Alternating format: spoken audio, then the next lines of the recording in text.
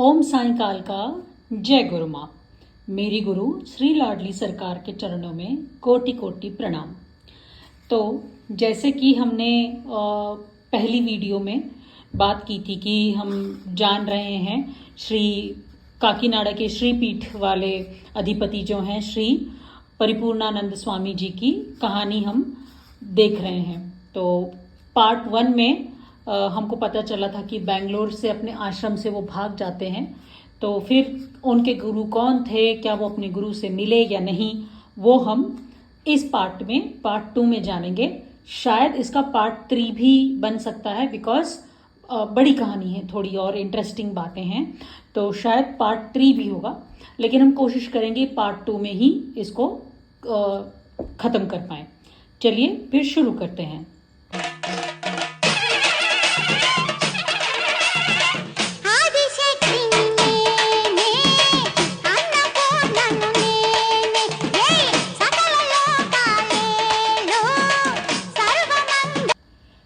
अगर आपने इसका पार्ट 1 नहीं देखा है तो पहले आप पार्ट 1 देखिए, फिर पार्ट 2 देखिएगा, बिकॉज अगर आपने पार्ट 1 नहीं देखा है तो ये पार्ट 2 आपको समझ नहीं आएगा। तो पहले वो देखिए, फिर ये वीडियो देखिएगा। तो पार्ट 1 में हमने जाना था कि कैसे चैतन्य अपने गुरु को ढूंढते हुए बेंगलोर के एक आश्रम से 14-15 साल की उम्र में भाग जाते हैं और अपनी कान की बाली बेच के दिल्ली का टिकट खरीद के वो ट्रेन में बैठ जाते हैं और ऋषिकेश पहुंच जाते हैं। बड़ी मुश्किल से वो दिल्ली से फिर ऋषिकेश पहुंच तो जाते हैं, लेकिन अब अपने गुरु को कैसे ढूंढेंगे, ठीक है। और ये भी देखो कि उनकी उम्र सिर्फ 14-15 साल की है। 14-15 साल की उम्र में हमारे यहाँ बच्चे सिर्फ क्रिकेट खेलते हैं, गुरु क्या होता है उनको पता ही नहीं होता है ना। और जिनके पास गुरु हैं भी तो वो कुछ ऐसे ही कामों में पड़े हैं कि उनको गुरु और ज्ञान की जरूरत ही नहीं लग रही है। आजकल की जो जनरेशन है, जो हम देख रहे हैं बच्चे, मतलब उनको सजने संवरने में ही ज़्यादा इंटरेस्ट है, गुरु और गुरु ज्ञान की आवश्यकता ही नहीं है आजकल के बच्चों को। तो 14-15 साल की उम्र में वो अपने गुरु को ढूंढते हुए ऋषिकेश पहुंच जाते हैं। जब वो ऋषिकेश के लिए निकलते हैं बेंगलोर से, जब वो आश्रम से भाग गए थे, तब मैंने बताया था कि उनकी माँ ने एक गुरु को लेटर लिखा था। तो उस लेटर में लिखा हुआ होता है, गुरु जी को प्रणाम, मेरा बेटा बेंगलोर के एक आश्रम से भाग गया है आप तक पहुंचने के लिए, और मुझे पता है वो किसी न किसी तरह आप तक पहुंच जाएगा। लेकिन जब भी वो आप तक पहुंचेगा, कृपा करके उसे शरणागत करें, उसको अपनी शरण में लें और उसे अपना शिष्य बना के उसको ज्ञान प्रदान करें और उसको आप जितना महान व्यक्ति बनाएं। ये मेरी मन से आपको प्रार्थना है। ये उनकी माँ ने लेटर लिख के पोस्ट कर दिया था। अब ये लेटर कहाँ पहुँचा और ये लेटर कैसे बाहर आया, ये आगे आपको पता चलेगा। अब जब वो ऋषिकेश पहुँच गए, बड़ी मुश्किल से जैसे तैसे करके वो ऋषिकेश पहुँचे, वहाँ के रेलवे स्टेशन पे पहुँचे और कुछ लोगों से पूछताछ की। तो ये साउथ से हैं, साउथ इंडियन है। तो उनको किसी ने बता दिया कि तुम तो साउथ इंडियन लग रहे हो बेटा, तो तुम एक काम करो, यहाँ पे आंध्रा आश्रम है, तो तुम आंध्रा आश्रम पहुँच जाओ, वहाँ पे तुम्हारी कोई हेल्प कर देगा। तो ये सुन के वो बड़े खुश हो गए और पूछते पूछते लोगों से कि आंध्रा आश्रम कहाँ है, आंध्रा आश्रम कहाँ है, ऐसे पूछते हुए वो आंध्रा आश्रम पहुँचे। और वहाँ पे उन्होंने बोला है कि मुझे यहाँ पे ज्वाइन होना है, कृपा करके मुझे यहाँ पे ज्वाइन कर लीजिए। तो उन लोगों ने मना कर दिया। उन लोगों ने बोला कि तुम कहाँ से आए हो और कौन हो। तो उन्होंने बोला कि मैं इस तरह साउथ से हूँ और मैं अकेला ही ऐसे घर से आ गया हूँ करके बताते हैं। तो वो लोग मना कर देते हैं कि नहीं नहीं, हम ऐसे एडमिशन नहीं दे सकते। जिनके माँ बाप साथ आते हैं, गार्डियन साथ होते हैं, तभी हम बच्चों को एडमिशन देते हैं। हम इस तरह से एडमिशन नहीं दे सकते, क्योंकि बाद में फिर पुलिस केस ये सब कुछ होता है। तो उन्होंने मना कर दिया। तो फिर उनको वहाँ पे किसी ने बताया कि तुम एक काम करो, तुम दयानंद स्वामी आश्रम चले जाओ, वहाँ पर ये सब रूल्स ऐसे कुछ नहीं है, वहाँ पे तुमको आराम से एडमिशन मिल जाएगा। तो फिर वो दयानंद आश्रम पहुँचे और वहाँ पर दयानंद सरस्वती जी के आश्रम पहुँचे और रात हो गई थी। और आपको पता है ऋषिकेश में कैसे होता है, इतनी ठंड होती है, ठीक है। और कुछ प्लानिंग नहीं की थी, कुछ कपड़े वपड़े कुछ लेके नहीं आए थे, इतनी ठंड में, ठीक है, कंपनी छूट जाती है, मतलब कांपने लगता है शरीर, ऐसी ठंड होती है। और उस ठंड में वो आश्रम के बाहर एक रात गुजार देते हैं और सुबह का इंतज़ार करते हैं कि कब आश्रम खुलेगा और कब मैं अंदर जाके एडमिशन लूँगा और कब मेरे गुरु मुझे मिलेंगे। देखिए, गुरु को पाने का जो ये इनके अंदर भूख थी वो आवश्यक होती है। गुरु और ज्ञान की भूख कभी ख़त्म नहीं होनी चाहिए, वही व्यक्ति जीवन में सफलता को प्राप्त करता है। अब वो रात भी वैसे ही उनकी गुजर गई, मतलब बाहर रोड पे ही वो सो गए। वहाँ पे जाके बार बार रिक्वेस्ट करते थे और वो लोग भी बार बार मना करते थे कि नहीं नहीं, हम इस तरह से एडमिशन नहीं करवा सकते, तो उन्होंने भी मना कर दिया। अब वो बेचारे वहाँ पर भी उस रात भी आश्रम के बाहर ही वो उतनी ठंड में गुजार देते हैं और बार बार वहाँ जाकर वो बोलते हैं कि मुझे एडमिशन दे दो, मुझे यहाँ पे ज्वाइन कर लो, तो लेकिन उन्हें वहाँ पर भी मना कर दिया जाता है। अब वो सुबह उठते हैं, गंगा जी में स्नान करते हैं और गंगा माता को कहते हैं, मैया मुझे मेरे गुरु से मिलवा दो, मैं बहुत परेशान हो गया हूँ, मुझे समझ नहीं आ रहा है मैं क्या करूँ, कब मुझे मेरा गुरु मिलेगा। तो इस तरह से गंगा मैया से वो प्रार्थना करते हैं और फिर वापस वो उस आश्रम में चले जाते हैं और फिर से उनको कहते हैं कि मैंने आपको जो बताया शायद आप समझ नहीं पा रहे हैं, प्लीज़ मेरी प्रॉब्लम को समझिए, सर मुझे प्लीज़ यहाँ एडमिशन दे दीजिए, मुझे बहुत ज़रूरत है। तो वो कहते हैं नहीं नहीं, ऐसा नहीं हो सकता, हमको सब पता है तुम क्या चाह रहे हो, लेकिन यहाँ पे इस तरह से एडमिशन नहीं दिया जाता, तो आप चले जाओ यहाँ से करके उनको वहाँ से भेज दिया जाता है। लेकिन बाहर आने के बाद कोई आदमी वहाँ खड़ा रहता है, वो उनको बोलता है कि तुम शिवानंद आश्रम चले जाओ, वहाँ पे कोई रूल्स वगैरह नहीं है, वहाँ पे तुमको आराम से एडमिशन मिल जाएगा, तो तुम वहाँ चले जाओ। अब वहाँ से एक और रास्ता खुल गया। भगवान जब एक रास्ता बंद कर देते हैं तो एक रास्ता खोल भी देते हैं। हम उस बंद दरवाजे को देख के ही हम उदास हो जाते हैं, हमको लगता है जीवन शायद यहीं ख़त्म हो गया है। लेकिन भगवान जब एक रास्ता बंद कर देते हैं तो दूसरा दरवाज़ा भी खोल देते हैं। तो अब वो पहुंच गए शिवानंद आश्रम और वहाँ पे उनको आराम से एडमिशन मिल जाता है, खुशी खुशी वो ज्वाइन हो जाते हैं। और वहाँ पर भी रोज़ वेद पारायण, उनको पुराण ग्रंथ ये सब का पाठ कराते हैं, वेदों का पाठ करवाते हैं। और वहाँ पर भी इनका वही ज्ञान की जो भूख होती है जिस इंसान में, वो ज्ञान प्राप्त करना चाहते हैं हर जगह से, तो जहाँ से भी ज्ञान मिल जाए वो लेने की कोशिश करते हैं। ठीक है, तो वहाँ पर भी वो वही सवाल पूछना कि ये ऐसा ही क्यों है, ये ऐसा क्यों नहीं है, ऐसा ही कैसे हो सकता है, तो इस तरह के सवाल करने लग जाते हैं। तो और आश्रमों में आपको पता है कैसे होता है, वहाँ पे हर तरह का काम करना पड़ता है, क्योंकि वहाँ पे ज्ञान भी मिलता है और इंसान को इंसानियत से मिलाया जाता है। तो फिर इनको बोला गया कि तुम्हारा काम है, क्योंकि छोटी एज में है, तो इनको बोला गया कि अब ज्ञान तो मिल ही रहा था इनको, वेद पारायण तो सीख ही रहे थे, लेकिन काम इनको मिला गया टॉयलेट साफ करने का। तो इनकी जिम्मेदारी थी शौचालय साफ करने की, तो इन्होंने उसको एक्सेप्ट कर लिया। उन्होंने बोला बिल्कुल मैं साफ कर दिया करूँगा रोज। तो देखो, हमारे सनातन धर्म की ये ग्रेटनेस है कि हमारे यहाँ टॉयलेट को भी शौचालय कहा जाता है। शौचालय मतलब जहाँ पे हम हमारा शरीर का मल विसर्जन करते हैं, हमारे शरीर का जो मैल होता है वो निकलता है बाहर, तो उसको शौचालय कहते हैं। ठीक है, तो उनको वो काम दे दिया गया। अब वो डेली जाना, सुबह अपना जो भी है क्लासेस अटेंड करते थे, ज्ञान प्राप्त करते थे, और उसके बाद जाके टॉयलेट वगैरह साफ करते थे आश्रम में। तो देखिए, सामान्य रूप से क्या होता है, जनरली हम मनुष्यों की ये सोच होती है कि हमारे दिमाग में ऐसे बैठ जाता है कि ये अच्छा काम है, ये बुरा काम है, ये छोटा काम है, ये बड़ा काम है।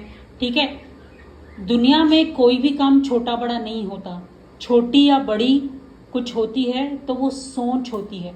तो हमारी सोच बड़ी होनी चाहिए, काम नहीं।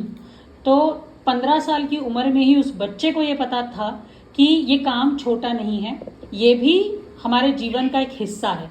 तो ये सोच के उन्होंने उस काम को इतनी सफाई से वो मतलब सफाई करते थे टॉयलेट, कि वहाँ के जो हेड थे इंचार्ज, उनको अचानक से लगा कि अचानक से टॉयलेट एकदम से बहुत नीट लग रहा है ना, बाथरूम एकदम बहुत साफ सफाई से किया जा रहा है।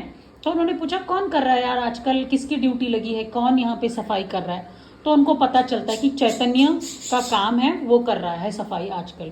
तो फिर वो उसको बुलवाते हैं, बुला के कहते हैं कि ये सफाई तुम कर रहे हो बेटा।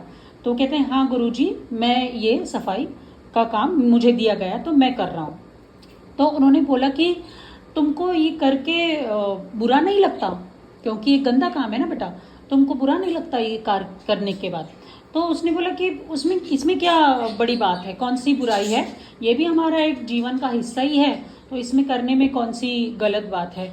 यहाँ सब मेरे गुरु, मेरे भाई बंधु सब मेरे अपने ही हैं। तो ये बात उनको बहुत बहुत अच्छी लगती है। तब वो उसको कहते हैं कि बेटा तुम कल से ये काम नहीं करोगे, अब तुम्हारा काम अलग है। तो देखो भगवान तुमको प्रमोशन दे देता है। जब तुम अपना काम सच्चे मन से करते हो तो भगवान खुद किसी ना किसी रूप में आके तुम्हें प्रमोशन दे देता है। कुछ दिन पहले ऐसी कोई बात आई थी, किसी ने बोला था कि गुरु अपने घर के बाथरूम भी साफ करवाता है शिष्यों से, ऐसी किसी ने बात बोली थी। तो वो तो सौभाग्य की बात है, गुरु तुमको कुछ काम दे रहा है, और ये शर्म की बात नहीं है। ऐसे बोलने वाला को शर्म आनी चाहिए जो ऐसे बोलता है, क्योंकि जैसे मैंने बताया कोई भी काम छोटा बड़ा नहीं होता, सोच छोटी बड़ी होती है।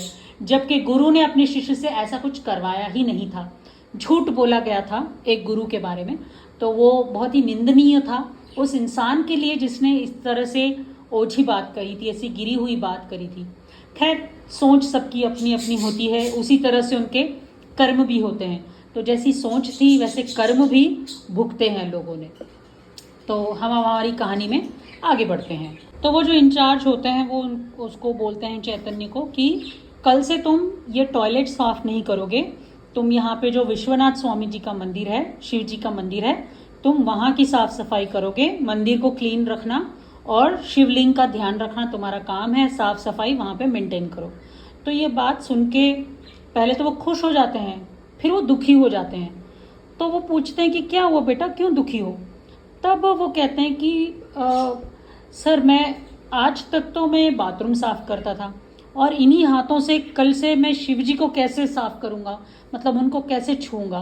तो मुझे उस चीज़ का दुख है। तो देखिए उस एज में उस बच्चे की मैच्योरिटी कैसी है। तो वो जो वहाँ पे थे इंचार्ज वो उसको बोलते हैं कि बेटा जो हमारे शरीर का मल होता है, जो हमारे शरीर का मैल होता है, वो जहाँ पे निकलता है उसको कहते हैं शौचालय। और जो हमारे मन का मल जो होता है, हमारे मन में जो मैल होता है, वो जहाँ निकलता है वो होता है शिवालय। तो शरीर को साफ करने वाला शौचालय और मन को साफ करने वाला, हमारे दिमाग में, हमारे दिल में जो गंदगी है उसको साफ करने वाला शिवालय। तो इसमें कोई भी बुरी बात नहीं है बेटा, कल से तुम शिवालय की सफाई करोगे।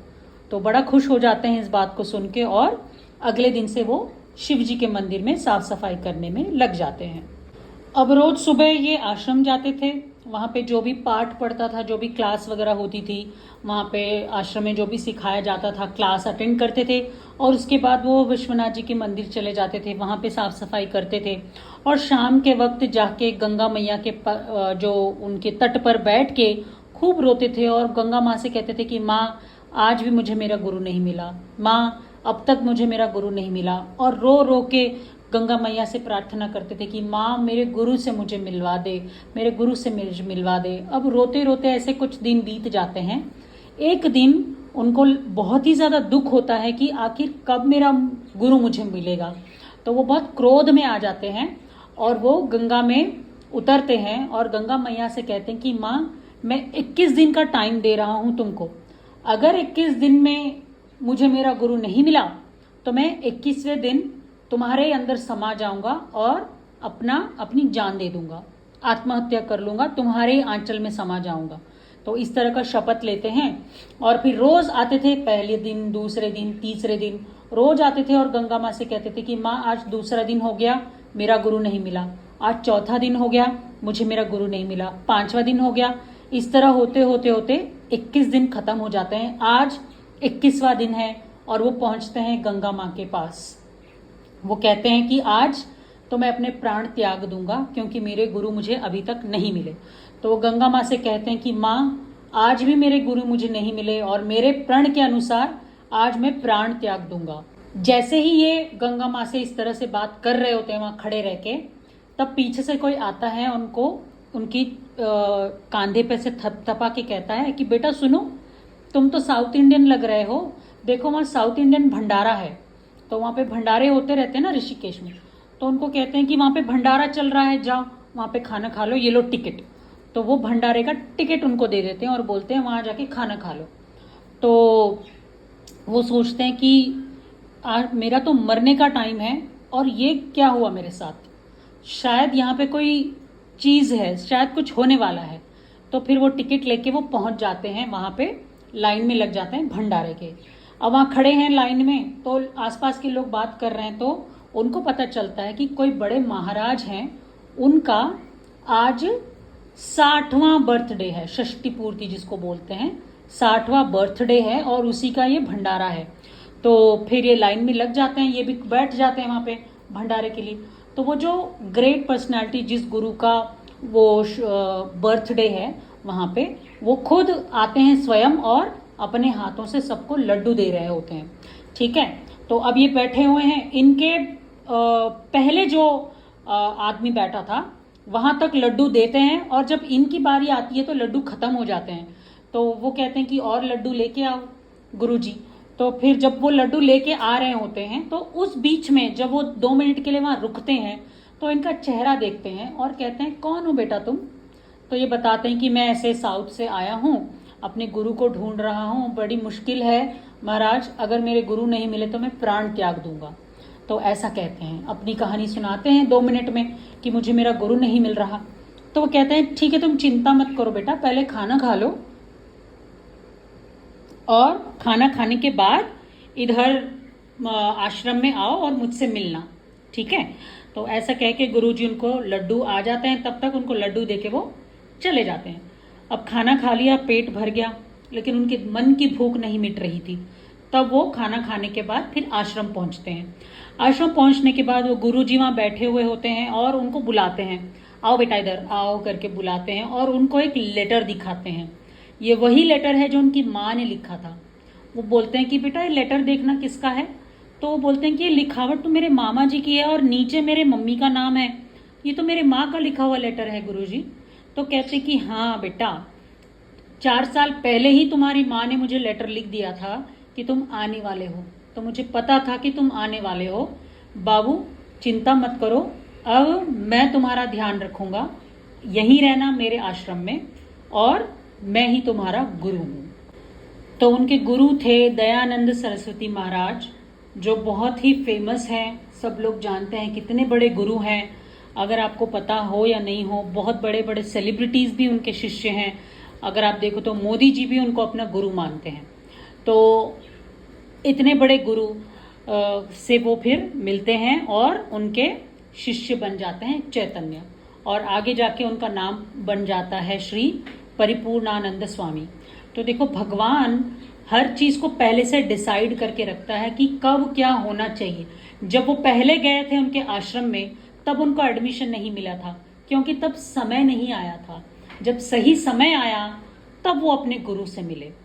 तो हमेशा याद रखना, भगवान जो भी करता है एक कारण होता है उसके पीछे।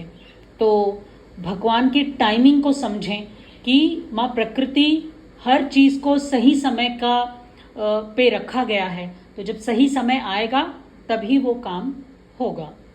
अब वो आश्रम में रहते हैं, स्वामी के पास, दयानंद सरस्वती जी महाराज के पास रहते हैं। और वहाँ पे क्या होता है, महाराज अपने शिष्यों को, अपने डिसिपल्स को क्लासेस देते हैं, उनको ज्ञान प्रदान करते हैं, तो उनको टीचिंग्स देते हैं, और ये सारा कुछ इंग्लिश में होता है।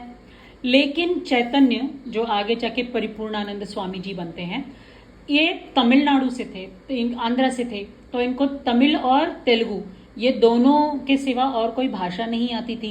इंग्लिश तो बिल्कुल भी नहीं आती थी, क्योंकि सिर्फ 10वीं तक पढ़ाई करी थी। तो वो बैठते थे, गुरु बोल रहे हैं, वो समझ तो रहे हैं, लेकिन उनको समझ ही नहीं आता था कि क्या बोल रहे हैं।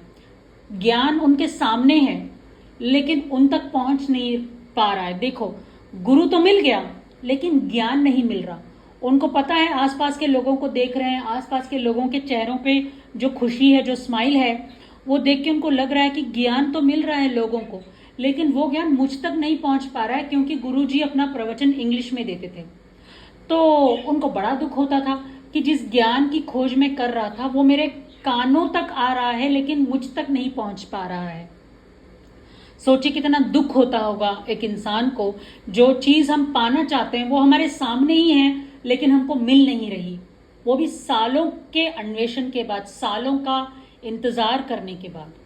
तो एक दिन रात को अपने पैर, गुरुजी के पैर दबाते हुए बैठे हुए होते हैं और गुरुजी कहते हैं कि बेटा, जो भी मैं समझा रहा हूं तुम्हें समझ में आ रहा है बेटा? तो वो बात सुन के उनको रोना आ जाता है और खूब रोते हुए कहते हैं कि गुरुजी, मुझे कुछ भी समझ नहीं आ रहा। तब दयानंद सरस्वती महाराज जी कहते हैं कि अरे मेरे बच्चे, ज्ञान के लिए रो रहा है, तुझे ज्ञान नहीं मिल रहा, इसके लिए तो दुखी है मेरे बाबू। तो चिंता मत कर, 2 दिन का इंतजार कर, तुझे सारा ज्ञान प्राप्त हो जाएगा। अब ये 2 दिन के बाद जो चमत्कार होने वाला है ये आपको पता चलेगा पार्ट 3 में, क्योंकि अभी वीडियो बहुत बड़ी हो गई है तो हम ज़्यादा वीडियो बड़ी नहीं बनाना चाह रहे वरना लोग बोर हो जाएंगे, राइट। तो तीसरे भाग में पता चलेगा कि वो 2 दिन के बाद जो अद्भुत चमत्कार इनकी जिंदगी में आया और फिर उसके बाद ये कैसे चैतन्य से श्री परिपूर्णानंद स्वामी बने और नेल्लूर के श्रीपीठ के अधिपति कैसे बने, ये सारी कहानी आपको इस वीडियो के तीसरे भाग में पता चलेगी। फिर मिलते हैं तीसरे भाग में। ओम साईं काल का जय गुरु माँ।